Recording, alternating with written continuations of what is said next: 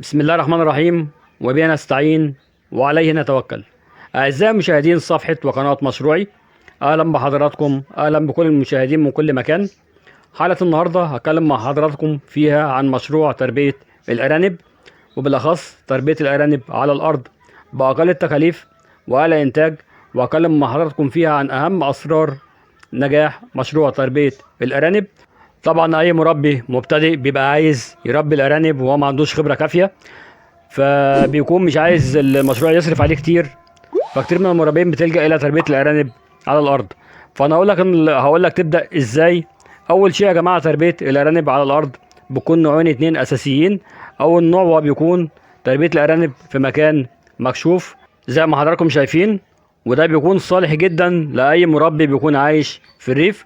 وده طبعا بيكون بالشكل قدام حضراتكم، غير مكلف بالمرة بالنسبة له، لان الارض طبعا مكشوفه وكلها خضره، فالارنب بياكل من الارض بطريقه طبيعيه جدا زي الحياه البريه بالظبط. وفي نفس الوقت بيحط لهم بعض الحبوب وبعض اوراق الذره الناشفه وبعض الاعشاب الجافه في الارض، وبيبدا الارانب ياكلوا. وطبعا عشان المكان مكشوف بيكون مش محتاج الى اي تعقيم او اي حاجه، لان طبعا الشمس بتعقم الارض بطريقه طبيعيه، ومخلفات الارانب بتروح في الارض في صوره اسمده للنباتات. نيجي للنوع الثاني، وهو تربيه الارانب في مكان مغلق، وبيكون بالشكل قدام حضراتكم. ولكن ده طبعا بيكون محتاج بعض التجهيزات من المربي المبتدئ. واول التجهيزات بيكون طبعا قبل ما تجيب الارانب وتحطها في الارض بالشكل ده، لازم تعمل عده خطوات مهمه عشان الارانب عندك ما تصابش ببعض الامراض. اول حاجه هتعملها وهي تعقيم الارض كويس جدا. ده طبعا بعد ما بتزيل جميع المخلفات الموجوده في الارض. بتبدا بعد كده انك تجيب 20 سنتي من الكلور و20 سنتي من الديتول، وبتبدا تخلطهم على لتر ونص ميه، وتحطهم في رشاش او بخاخه، وتبدا ترش الارض بالكامل، وترش حوالي 10 سنتي من الحوائط من الاسفل. وده طبعا عشان تعقم الارض كويس جدا. بعد التعقيم بنبدا ان احنا نجيب جير مطفي، وبنبدا برشه في الارضيه بالكامل زي ما حضراتكم شايفين بالشكل ده. وطبعا الجير المطفي ده بيكون الغرض منه هو امتصاص الرطوبه اللي هتكون موجوده زياده في الارض، وفي نفس الوقت بيعمل على قتل البكتيريا اللي موجوده في الارض. وبرده بنرش على الحوائط حوالي 10 سنتي من الاسفل. طبعا قبل كل الكلام ده بنبدا ان احنا نجيب زلع، ونبدا نحطها في قلب الارض، ونخلي بس البوز بتاع الزلع هو اللي باين زي ما حضراتكم شايفين فيه بعض الحفر في الارض اهي. الحفر دي عباره عن زلع موجوده في الارض. طبعا بتحطها، وبعد كده بتبدا انك تجيب رمل، وتبدا انك تغطي المكان اللي هتربي فيه الارانب بالكامل، وتسيب بس فتحه الزلعه هي اللي مكشوفه.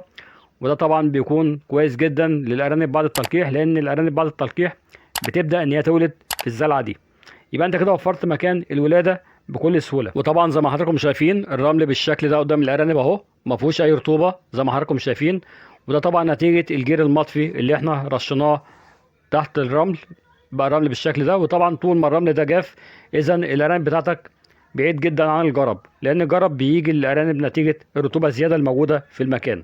تاني حاجه بتبدا انك تعملها، بتبدا انك تجيب، طبعا ما بتجيبش كميه الارانب اللي قدام حضرتك دي كلها، ولكن بتبدا انك تجيب ذكر ارنب واحد وثلاث اناث. وبتبدا بعد كده المشروع بتاعك بيبقى طبعا كل تكاليفه هي ثمن الارانب فقط والاكل اللي انت بتجيبه لهم. وطبعا في الحاله دي ما بتحتاجش الى بطاريات. طبعا اهم مميزات مشروع تربيه الارانب على الارض، وهي طبعا تلقيح الارانب بعد الولاده بكل سهوله بدون اي تدخل من المربي. وده طبعا لان ذكر الارنب بيقوم بتلقيح الارنبه مباشره بعد الولاده، وبيجي طبعا تاني يوم بيقوم الذكر بتلقيح الارنبه مره تانية. فلو كان التلقيح ما تمش، بتبدا ان الارنبه تتلقح مره تانية. ولو كان التلقيح تم في اول مره، بتبدا ان الارنبه ترفض التلقيح، فبيبدا ان الذكر يروح لارنبه تانية. وبرده من اهم مميزات مشروع تربيه الارانب في الارض، وهي سهوله فطام الارانب بعد الرضاعه. لان طبعا مربيين كتير بتربي الارانب وبتلاقي عندها حاجه اثناء الفطام اسمها صدمه الفطام، ودي بتكون عند الارانب بعد عمر 28 يوم. ودي طبعا بتكون اثناء فطامهم، لان ناس كتير ما بتهتمش بالموضوع ده. وبالتالي لو ما اهتمش بالموضوع ده وحصل للارانب الصغيره بعد الفطام صدمه، بتبدا الارانب الصغيره في اصابتها بامراض كتيره، وبتبدا طبعا في الموت منه. ومن هنا بتبقى في خساره كبيره. فطبعا الارانب الصغيره هنا بتطلع مع الارانب الكبيره عادي في الارض، وبتبدا ان هي تاكل مع الرضاعه بعد 21 يوم، وبتبدا ان هي تعيش في وسط الارانب الكبيره وتاكل وتشرب لحد ما تتفطم بطريقه طبيعيه جدا وبدون اي تدخل من المربيين. اتمنى طبعا من حضراتكم ان اي حد لو عنده اي استفسار عن مشروع تربيه الارانب على الارض يكتب لي في التعليقات وانا هجاوبه.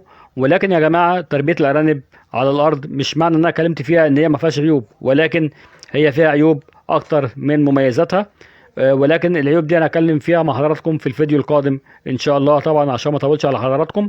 وفي النهايه اتمنى ان يكون الفيديو قد حاز اعجابكم، واتمنى لو عجبكم يا ريت تشيروه عشان يوصل اكبر عدد ممكن وكل يستفيد. واتمنى لو عجبكم يا ريت تكتبوا لي في التعليقات تم عشان اعرف ان الفيديو عجب ناس كتير. وفي النهايه اتمنى التوفيق للجميع، والسلام عليكم ورحمه الله وبركاته.